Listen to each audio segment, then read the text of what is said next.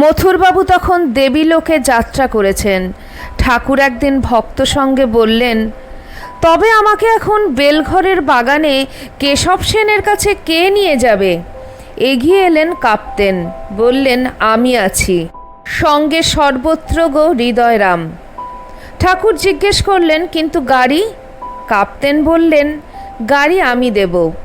কাপ্তেনের সঙ্গে তার গাড়িতে চড়ে চললেন রামকৃষ্ণ পরমহংসদেব। চললেন মাইল 2 দূরে বেলঘরে জয়গোপাল সেনের বাগান বাড়িতে। সেখানেই কেশব এসেছে, ভক্তদল নিয়ে মেতেছে সাধন ভজনে। চলো হরিকথা শুনে আসি, মা হাতছানি দিয়ে ডাকছেন সেখানে, বললেন রামকৃষ্ণ পরমহংসদেব। ঠাকুরের পরনে শুধু লাল পেড়ে একটি ধুতি, কোঁচার খুঁটটি বাঁ কাঁধের ওপর ফেলা, কালো বার্নিশ করা চটি পায়ে। চলেছেন জ্ঞানী গুণীদের মজলিসে। যেখানে হরিগুণগান সেখানে গুণী বাকি আর জ্ঞানী বাকি। তখনকার সামাজিক প্রেক্ষাপটে কেশবচন্দ্র সেনের ভূমিকা ঠিক কতখানি তা একটু জেনে নেওয়া যাক। ব্রাহ্ম সমাজের দেবেন্দ্রনাথ ঠাকুরের ডান হাত কেশব সেন।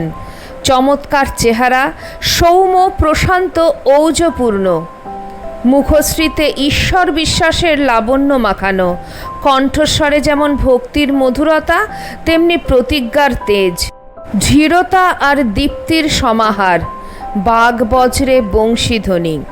চমৎকার বক্তৃতা দেন কেশবচন্দ্র সেন, যেমন ইংরেজি তেমনি বাংলা। প্রথম ইংরেজি, শেষ দিকে কেবল বাংলা। সে বক্তৃতার কি বর্ণছটা, কি বিন্যাস চাতুর্য! যে শোনে সেই তন্ময় হয়, সত্য পথের ধ্রুবজ্যোতিটি চোখের সামনে জ্বলতে দেখে। দেশ তখন ভেসে যাচ্ছে মদে, খ্রিস্টানিতে আর ইংরেজিয়ানায়। উচ্ছন্নে যাওয়ার জন্য পাগল হয়ে ছুটোছুটি করছে চারদিকে। ছুটতে বা পারছে কই, নর্দমায় টলে পড়ছে। কাদা নর্দমার পাঁকের মধ্যে সার শুয়ে আছে মাতালেরা। ধাঙরদের ঝোড়াগুলোকে মাথার বালিশ করেছে, যেন এক একজন কত বড় বাহাদুর। পাহারাওয়ালা এলে বলছে, নর্দমায় মিউনিসিপ্যালিটিতে আছি, পুলিশ জুরিসডিকশনের বাইরে, টিকিটিও ধরতে পাবে না। দীনবন্ধু মিত্রের সধবার একাদশী নাটকে নিমচাঁদ বলে, সেকালে ভূতে পেত, একালে আমাদের মদে পেয়েছে। ব্র্যান্ডির নাম বোতল চারুহাসিনী। আমি তাকে ছাড়তে পারি, কিন্তু সে আমাকে ছাড়ে কই? যদি রাইম করতে চাও তো মদ খাও। সে যুগে মদ না খাওয়া মানে শিক্ষিত বলে কলকে না পাওয়া। যে কলেজ থেকে বেরিয়েছে, পাশ করে তার নাম ডোবানো। স্বনামধন্য রামগোপাল ঘোষের ভাগ্নে গ্র্যাজুয়েট হয়েছে, কিন্তু মদ খায় না সে। ঘোষমশাই দুঃখ করে তাকে বলছেন, তুই মদ খেতে শিখলি না, তোকে আমি সমাজে বার করি কি করে? প্যারীচরণ সরকার সুরাপান নিবারণী সভা স্থাপন করলেন। মদিরার স্রোত তবু বন্ধ হয় না।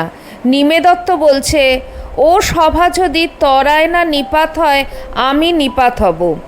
বড় মানুষের ছেলে বেটারা এক একটি করে সভ্য হবে, আর আমি ধেনো খেয়ে মরব, এ হতে দেব না। এক বেটা বড় মানুষের ছেলে মদ ধরলে 12টি মাতাল প্রতিপালন হয়। গিরিশচন্দ্র ঘোষ মদ্যপান করেন, তা নইলে নাকি তার নেশা হয় না।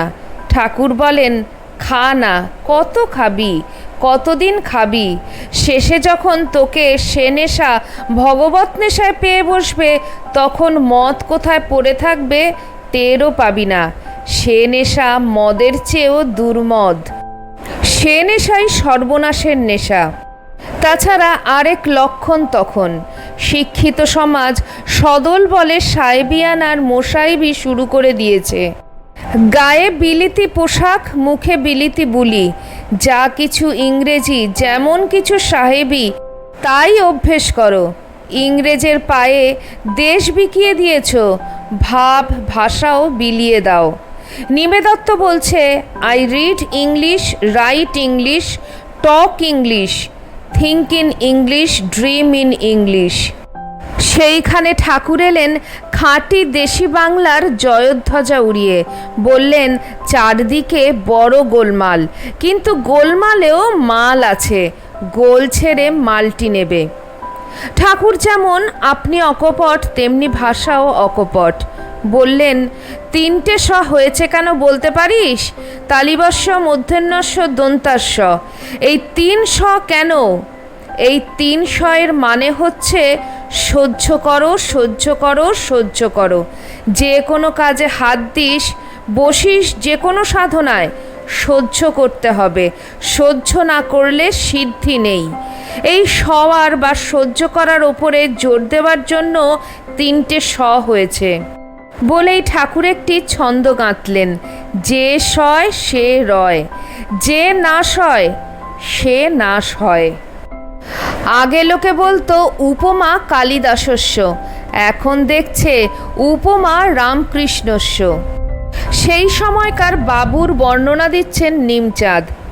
ভোলাচাঁদকে দেখে বলছে, তুমি যে বাবু সেজে বাহার দিয়ে এসেছো, মাথার মাঝখানে শীতে, গায়ে নিনোর হাফ চাপ কান, গলায় বিলেতি ঢাকাই চাদর, বিদ্যাসাগর পেরে ধুতি পরা, গরমকালে হোল মোজা পায়ে, জুতোর ফিতের বদলে রূপোর বকলস, হাতে হাড়ের হ্যান্ডেল, বেতের ছড়ি, আঙুলে 2টি আংটি। আর রামকৃষ্ণ পরমহংসদেবের পরনে লাল পেরে ধুতি, গায়ে বড়জোর একটি মার্কিনের জামা, পায়ে কালো বার্নিশ করা জটি, বড়জোর কখনো কচিত হাফ মোজা। ঠাকুর যখন ভদ্রলোক ছেড়ে ভাবলোকে আসেন, তখন তিনি একেবারে মঙ্গলায়তন হরি, তখন তিনি সকলেশ্বর। তাঁর ললাট ফলকে কস্তুরী তিলক, বক্ষস্থলে কৌস্তব, নাসাগ্রে নবমৌক্তিক, করতলে বেণু, সর্বাঙ্গে হরিচন্দন। তিনি অহেতুক দয়ানিধি। তখনকার দিনের লোকেরা প্রণাম করে না, প্রণাম করাকে কুসংস্কার বলে। প্রণাম না করে বলে গুড মর্নিং। বলবার সময় তর্জনীটা একবার একটু কপালে ঠেকায়, ঘাড়টা মোটা করে রাখে, কারো কাছে মাথা নোয়ায় না, মাথা নোয়ালেই যেন মানটি খোয়া যাবে। ঠাকুর বলছেন, ওরে মাথা নত কর, যেখানে যেটুকু গুণ দেখছিস সেখানেই তো ঈশ্বরকে দেখছিস। ঈশ্বর যে গুণগুরু, গুণাতীত হয়েও তিনি যে গুণবর্ধক, সে গুণের কাছে মাথা নোয়া। ঈশ্বরকে স্বীকার করলেই তো নিজেকে মান দিলি। যার এই মান সম্বন্ধে হুঁশ আছে সেই তো মানুষ। যে বোঝে সে অনৃতের সন্তান নয়, অমৃতের সন্তান, সেই তো যথার্থ মানি। দক্ষিণেশ্বর মন্দির মানে প্রণাম শেখার পাঠশালা। ঠাকুর জগন্মাতাকে প্রণাম করছেন আর বলছেন, ভাগবত ভক্ত ভগবান, জ্ঞানীর চরণে প্রণাম, ভক্তের চরণে প্রণাম, সাকারবাদীদের চরণে প্রণাম, নিরাকারবাদীদের চরণে প্রণাম। সর্বতীর্থময় হরি, সর্বভূতে সর্বজীবে প্রণাম। গিরিশচন্দ্র ঘোষ বলেন, রাম অবতারে ধনুর্বাণ নিয়ে জগজ্জয় হয়েছিল, কৃষ্ণ অবতারে জগজ্জয় হয়েছিল বংশীধ্বনিতে, আর রামকৃষ্ণ অবতারে জগজ্জয় হবে প্রণাম মন্ত্রে।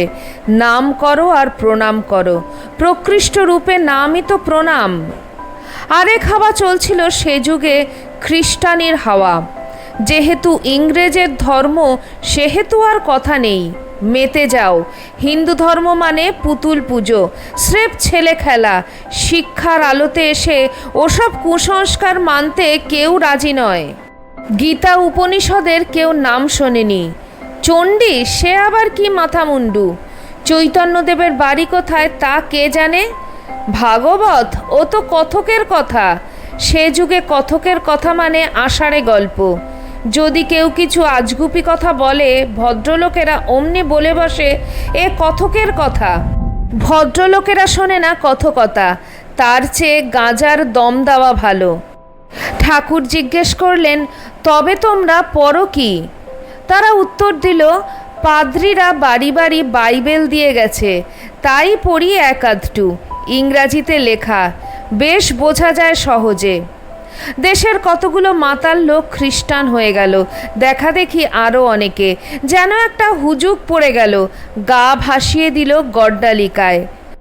বাঙালি পাদ্রির দল বেরোলো গলির মোড়ে, হেদর ধারে, কেষ্টবন্দর গির্জের কোণে। কালা পাহাড় মুসলমান হয়েছিল, এরা হলো সাদা পাহাড়। এদের ধর্মের মধ্যে কর্ম শুধু হিন্দু দেবদেবীকে গাল পাড়া। সব থেকে ঝাল বেশি কালী আর কৃষ্ণের ওপর। কালী উলঙ্গ আর কৃষ্ণ ননিচোর। শ্রোতার দল মেতে ওঠে। এক কথায় বাপ ঠাকুর তার ধর্মকে নাকচ করে দেয়। হিন্দু ধর্ম একটা কুসংস্কার। ৩৬ রকম জাত মানে, স্ত্রীলোক আর বাসনকোসনে তফাত রাখে না। পালকিতে বসিয়ে পালকি শুদ্ধ জলে ডুবিয়ে গঙ্গা স্নান করায় মেয়েদের। যিনি অনন্ত তাকে কিনা নিয়ে এসেছে ঘটে পটে মাটির ডেলায়। আর দেবতাও একটি দুটি নয়, ৩৩ কোটি। অত হিসেব সামলাতে পারবো না। পাদ্রির কথাই ঠিক, ঈশ্বর এক আর নিরাকার। গির্জের খাতায় নাম লেখাতে লাগলো দলে দলে।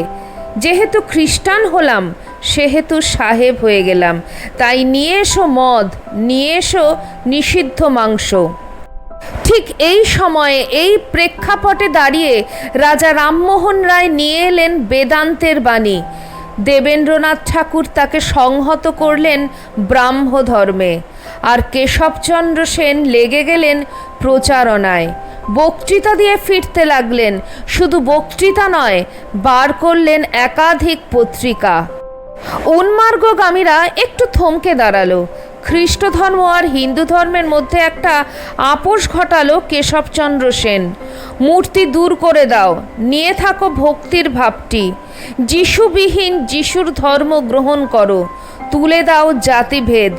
আর যদি দেশের মুক্তি, আত্মার মুক্তি চাও, মুক্তি দাও স্ত্রী জাতিকে। ভাবটি বেশ। ইংরেজের ধর্ম খ্রিস্টানীয় আছে, বাপ ঠাকুরদার ধর্ম হিন্দুয়ানিও আছে। চলো ব্রাহ্ম সমাজে গিয়েই নাম লেখাই। কেনারাম ডেপুটিকে জিজ্ঞেস করছে নিমচাঁদ, তুমি তো ব্রাহ্ম হয়েছ, হিন্দু শাস্ত্রের ৩৩ কোটি দেবতার সব ত্যাগ করেছ, নাকি দুটি একটা রেখেছ? দোহাই তোমার, যথার্থ করে বলো। কেনারাম বললে, আমি কেতাব না দেখে উত্তর দিতে পারি না। আপনি ভারী শক্ত প্রশ্ন করেছেন। ঝাঁঝিয়ে উঠল নিমচাঁদ, বলল, তুমি ব্রাহ্ম ধর্ম কত বুঝেছ তা এক আঁচড়ে জানা গিয়েছে। যখন ব্রাহ্ম ধর্মের শর্ত হচ্ছে একো মে বা দ্বিতীয়ম, তখন ৩৩ কোটি দেবতার সব ত্যাগ করেছিস কি না বলতে কতক্ষণ লাগে? কেনারাম চিন্তিত মুখে বললে, একটি আধটি ঠাকুর হলে খপ করে বলা যায়, ৩৩ কোটির কথা ঝাঁ করে বলা যায় না। ব্রাহ্ম ধর্ম বুঝুক আর না বুঝুক, লোকে তো আগে ফিরুক পাদ্রীদের খপ্পর থেকে। হুজুগটা তো বন্ধ হোক। কেশবের বাগ্মিতায় আর ধর্ম সাধনায় বিশ্বাস ফিরে এলো উদ্ভ্রান্তদের। ঝাড়াই বাছাই করে যদি দেশের মাঠেই পাই, তবে কেন আর যাই বিদেশের মাটিতে? কিন্তু ব্রাহ্ম সমাজের নাম লিখলেই তো শুধু চলবে না, নিতে হবে নীতি আর পবিত্রতার পাঠ, সত্যনিষ্ঠা আর পরোপকারের ব্রত। ব্যান্ড অ্যান্ড হোপ নামে একটি দল খুললেন কেশব সেন। মদ তামাক খাবো না, ছোবো না নিষিদ্ধ মাংস। এরপর আবার আরেক দল উঠল, যারা ঠাকুর দেবতাও মানে না, নিরাকার ব্রহ্ম বোঝে না। তারা নাস্তিক, সংশয়ে ছিন্ন বিচ্ছিন্ন, কোনটা যে ধরবে ঠিক করতে পারছে না। হাল ছাড়া নৌকোর মতন দিশেহারা হয়ে ঘুরে বেড়াচ্ছে। আরেক দল উঠল, যারা প্রত্যক্ষবাদী, ধর্ম টর্ম ধার ধারে না, ইন্দ্রিয়ের বাইরে জানে না আর কোনো অনুভূতির অস্তিত্ব। চারিদিকে বিশৃঙ্খলা, অশান্তি, একটা ঝোড়ো হাওয়ার এলোমেলো ধুলো। এমন সময় ঠাকুর এলেন, সনাতন ধর্মের শাশ্বত জ্যোতির স্নিগ্ধতা নিয়ে, বিশ্ববিস্তীর্ণ উদার উন্মুক্তি নিয়ে, হিন্দু ধর্মের উজ্জ্বলন্ত প্রতীক হয়ে, নির্গলিত ভাষ্য হয়ে নিয়ে এলেন শান্তি, সাম্য, সামঞ্জস্য। নিয়ে এলেন সংগতি, সংহতি, সমন্বয়। খণ্ডের ঘরে ক্ষুদ্রের ঘরে রইলেন না, এলেন একেবারে ভুবনজোড়া আসন মেলে। নিয়ে এলেন সত্য, শৌচ, দয়া, শান্তি, ত্যাগ, সন্তোষ আর আর্জব, সম, দম, তপ, সাম্য, তিতিক্ষা, শ্রুত আর উপরতি। নিয়ে এলেন প্রেম, প্রেমের অমোঘ মহিমা। ভগবান ভূতভাবন হিন্দু ধর্মের মন্ত্রাঙ্কিত পতাকা নিয়ে অবতীর্ণ হলেন দক্ষিণেশ্বরে। যদা যদা হি ধর্মস্য গ্লানির্ভবতি ভারত। হতপ্রভ সূর্য উদ্দীপিত হল।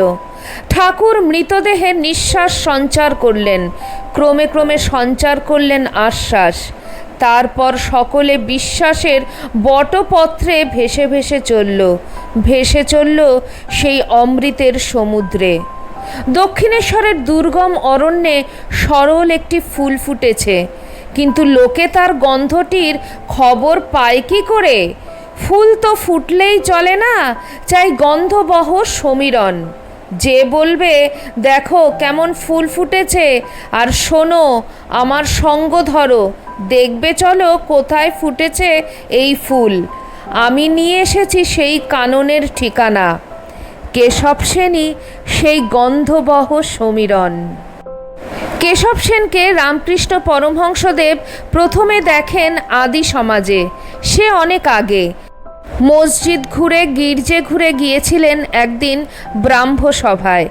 গিয়ে দেখেন বেদির ওপর চারপাশে অনেক লোক, মাঝখানে কেশব ধ্যান করছেন চোখ বুজে। ঠাকুর বলছেন, জোড়াসাঁকোয় দেবেন্দ্রনাথের সমাজে গিয়ে দেখলাম তাকের ওপর কজন বসেছে, কেশব মাঝখানে। দেখলাম যেন কাষ্ঠবৎ। সেজবাবুকে বললাম, যতজন ধ্যান করছে তার মধ্যে ওই কেশব ছোকরারই ফাতনা ডুবেছে। ঠাকুর বলছেন, কিন্তু চোখ বুঝেই বা ধ্যান করতে হবে কেন? চোখ চেয়েও ধ্যান হয়, কথা কইছে তবু ধ্যান। যেমন ধরো দাঁতের ব্যথা, সব কাজ করছে কিন্তু মন রয়েছে ব্যথার দিকে। চোখ চেয়ে আছে, কথা কইছে, কাজ করছে, কিন্তু মন রয়েছে ভগবানে বিদ্ধ হয়ে। তিনিও আমাকে চান, আমিও তাকে চাই, তবু ধরতে পারছি না, মিলতে পারছি না। এ কি কম যন্ত্রণা? এবার শুধু দূর থেকে দেখা নয়, কাছে এসে বসা, আলাপ করা, অন্তরের অঙ্গ হয়ে যাওয়া। তার আগে কেশবকে একদিন স্বপ্নে দেখেছিল রামকৃষ্ণ পরমহংসদেব, মাই দেখিয়েছিলেন। কেশব যেন পেখম মেলা ময়ূর, ময়ূরের মাথায় মুক্ত। মাই বুঝিয়ে দিলেন, পেখম হচ্ছে কেশবের শিষ্যমণ্ডল, আর মুক্তটি হচ্ছে তার রাজসিকতার দীপ্তি। সকালবেলার দিকে কেশবচন্দ্র তাঁর শিষ্যবৃন্দ নিয়ে পুকুরের বাঁধা ঘাটে বসে আছেন। হৃদয়রাম আস্তে আস্তে কাছে এলেন, বললেন, আমার মামা আপনার সঙ্গে দেখা করতে চান। কেশব সেন জিজ্ঞেস করলেন, কে আপনার মামা? হৃদয়রাম বললেন, ওই দক্ষিণেশ্বরে থাকেন, হরিকথা শুনতে বড্ড ভালোবাসেন। সারা দিন রাত ডুবে আছেন ওই হরিকথায়। যেখানে হরিনাম পান, হরিভক্ত পান, সেখানেই গিয়ে উপস্থিত হন। হরি গুণগান শুনে তাঁর ভাব সমাধি হয়। আপনি এখানে হরিনাম করতে এসেছেন জেনে আপনার সঙ্গে দেখা করতে এসেছেন। কেশব সেন জিজ্ঞেস করলেন, কোথায় তিনি? হৃদয়রাম উত্তর দিলেন, গাড়িতে বসে আছেন। কেশব সেন ব্যস্ত হয়ে বললেন, নিয়ে আসুন নামিয়ে। হৃদয়রাম গিয়ে নামিয়ে নিয়ে এলেন রামকৃষ্ণ পরমহংসদেবকে। সবাই ঠাকুরকে দেখবার জন্য উদ্গ্রীব হয়ে রয়েছে। দেখে হতাশ হবার ভাব করল। ও এ তো একজন সাধারণ লোক, আজে বাজে 5 জনেরই একজন। ঠাকুর বুঝতে পেরেছেন কোনজন কেশব। বুকের ভেতর তারে তারে সুর বেজে উঠল। কেশবের কাছে আসবার আগে নারায়ণ শাস্ত্রীকে পাঠিয়েছিলেন একবার রামকৃষ্ণদেব। বলেছিলেন, তুমি একবার যাও, গিয়ে দেখে এসো তো কেমন লোক। নারায়ণ শাস্ত্রী দেখে এসে বলেছিলেন, লোকটা জপে সিদ্ধ। রামকৃষ্ণ পরমহংসদেব কেশব সেনের কাছটিতে চলে এলেন, বললেন, বাবু, তোমাদের কাছে ঈশ্বরের কথা শুনতে এসেছি। তোমরা নাকি দেখেছো ঈশ্বরকে, সে কেমনতর দর্শন আমাকে একটু বলবে? কেশব সেন তন্ময়ের মতন তাকিয়ে রইলেন ঠাকুরের দিকে। তিনি কি দেখছেন, কাকে দেখছেন? তিনি বললেন, আপনি বলুন। ঠাকুর বললেন, আমি বলবো? এরপর গলা ছেড়ে গান ধরলেন রামকৃষ্ণ পরমহংসদেব। কে জানে কালী কেমন, স্বরদর্শনে না পায় দর্শন। গাইতে গাইতে ঠাকুরের সমাধি হয়ে গেল। উপস্থিত সকলে ভাবলে এ বুঝি একটা ঢং, মস্তিষ্কের বিকার, কিংবা হয়তো লোকটার মৃগী আছে। ঠাকুরের কানে হৃদয়রাম প্রণব মন্ত্র উচ্চারণ করতে লাগলেন, হরি ওম হরি ওম। ধীরে ধীরে ঠাকুরের মুখ প্রসন্ন পবিত্র হাস্যে উদ্ভাসিত হয়ে উঠল। যে আস্বাদন করে এসেছে, অবগাহন করে এসেছে, তার মুখ। এ মুখ উপলব্ধির, সমাপত্তির, জ্ঞানানন্দ, বোধানন্দ আর মিলনানন্দের সংমিশ্রণ। এ মুখের বিভা দেখে অভিভূত হয়ে গেল সকলে। অন্ধেরা হাতি দেখে এলো ছুঁয়ে ছুঁয়ে। একজনের হাত পড়েছিল পায়ে, সে বললে হাতি ঠিক থামের মতন। আরেকজনের হাত পড়েছিল পেটে, সে বললে জলের জ্বালার মতন। দূর, কুলোর মতন। কানে হাত রেখেছিল যে তৃতীয় জন, সে বলল।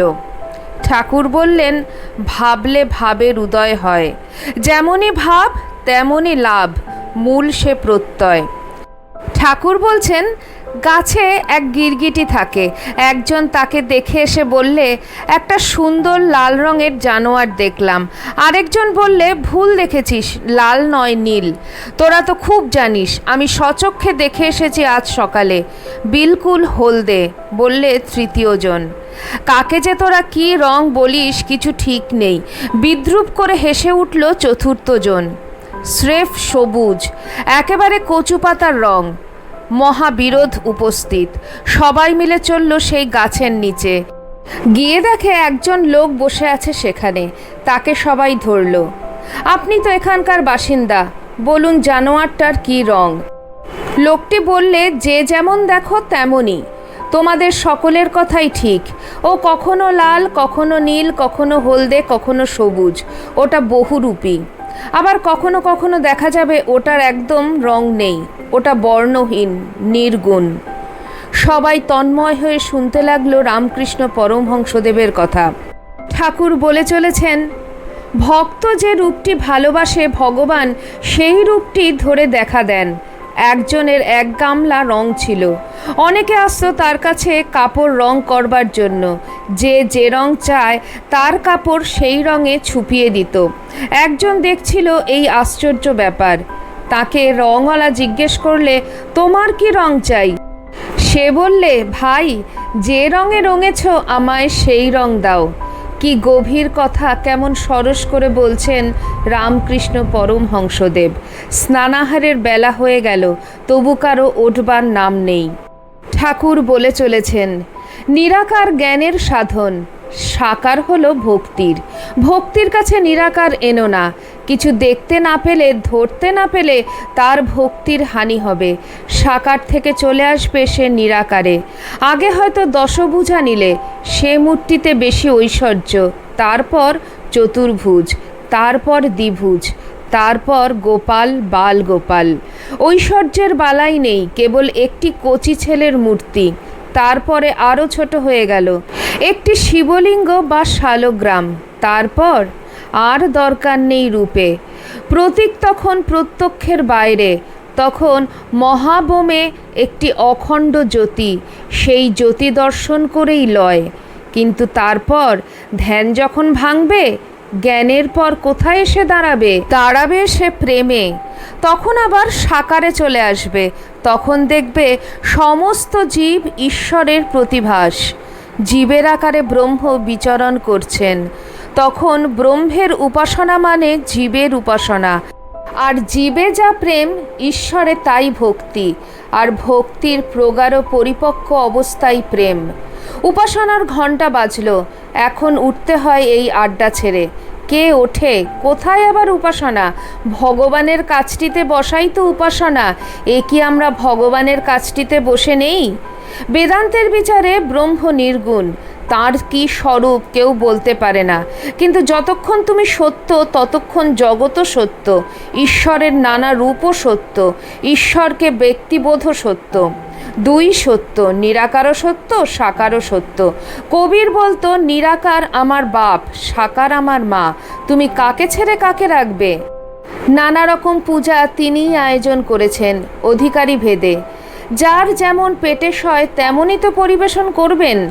বাড়িতে যদি বড় মাছ আসে, মা নানা রকম মাছের তরকারি রাঁধেন, যার যেটি মুখে রোচে।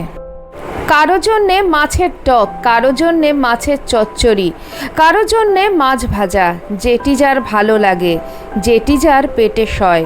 কিন্তু সর্বত্রই সেই মৎস্য স্বাদ। কিন্তু যাই বলো, সাকারি বলো, নিরাকারী বলো, তিনি রয়েছেন এই খোলের মধ্যেই। হরিণের নাভিতে কস্তুরী হয়, তখন তার গন্ধে হরিণগুলো দিকে দিকে ছুটে বেড়ায়, জানে না কোত্থেকে গন্ধ আসছে। তেমনি ভগবান এই মানুষের দেহের মধ্যেই রয়েছেন, মানুষ তাকে জানতে না পেরে ঘুরে ঘুরে মরছে। ব্রাহ্ম সমাজের সবার হুঁশ ফিরল। এ কি, আজ কি আর কোনো কাজ হবে না নাকি? সবাই এমনি বসে থাকবে সারাক্ষণ? মন্ত্রমুগ্ধের মতন বসে আছেন সবাই, মন্ত্রমুগ্ধের মতন চেয়ে আছে। চারদিকে শুধু আনন্দের ঢেউ।